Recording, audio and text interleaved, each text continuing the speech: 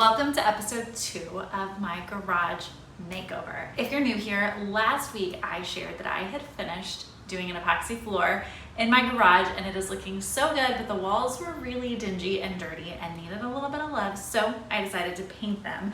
And I thought it was a really good opportunity to talk about painting walls in your garage. You might be saying to yourself, it feels really silly to paint the walls in my garage when it is just a space that I like park my car and work or whatever. I'm here to convince you otherwise. So today I thought it would be fun to take a little walk down memory lane and show you all of the garages that I have painted over the years, and then talk a little bit about this beautiful pale pink color that I chose for this garage, why I chose it, and where we're going from here. So settle in and get ready for episode 2. It was actually just a couple of months ago that I most recently painted a garage when I helped my best friend paint the workout area in her garage. Garage spaces are often dingy and dusty and dirty, but they don't have to be. Most of us spend at least some amount of time in our garage every single day, so why wouldn't we want it to be a place that looks nice? Here's some examples of garages that I've painted, starting with my friend's workout area from a couple months ago. Here's that same friend's garage from a previous house where I painted and ended up adding some board and batten to the garage. This is the garage in my very first home where we painted the walls a pretty light blue and added a chalkboard. And maybe the most bold of all, the garage in my last house where I painted some murals all over the wall just because they made me smile. So it shouldn't surprise you at all that I knew immediately upon moving in that I would be painting the garage walls in this house too. I spent a lot of time debating what color I wanted to go with in here because I wanted something that felt a lot more neutral than the garage at our last house, but I still wanted it to be a color that felt fresh and interesting and not plain white. I landed on a pale pink, which I know is an interesting choice for a garage, but I was thinking about how whenever you get in there and start using a ton of sawdust and cutting things, the pink might actually do a pretty good job of helping to mask some of the sawdust that ends up landing on the walls. I went with the color Wing It by Claire, and I'll admit I was really nervous about it when I first got started, but the more I painted, the more I loved it. It feels more like a neutral than a pink, and don't get me wrong, it's definitely a pink color, but it doesn't really lean baby girl nursery. It just leads fresh and clean and different. There was definitely a piece of me that felt a little bit silly about the fact that I was spending an entire day painting the walls in my garage before I've painted a single wall inside my house, but here's why it was so important. We have a secondary one-car garage, so we're in a really unique position where I am able to store all of the stuff from my garage in a separate space while I get this garage ready to get organized. I've never had an opportunity anything like that before. In all of my previous houses, I've had to throw all of my stuff into the garage and kind of just work around it, and it has taken me years every time to get my garage to a space where it really feels organized. So this time, I am not messing up this chance to get it right the first time right after we move in. I'm prioritizing getting the garage done before I do anything else so that as I start working on other projects around the house, it's so much easier to find what I need and work in here. So that means all the rest of my walls in my house are going to stay a weird taupey brown that I don't really like until I'm done in here.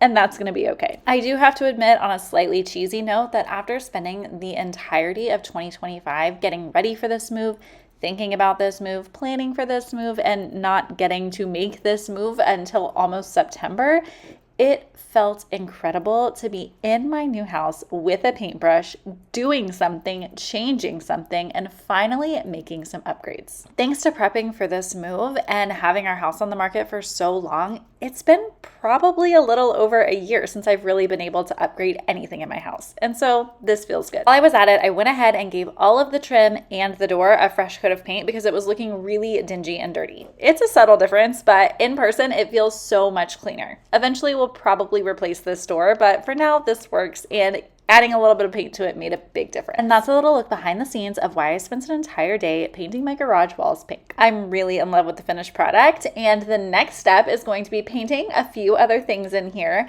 adding a pegboard, and finally bringing in all of my things and getting it organized so I can finally move on to a few other projects. Stay tuned.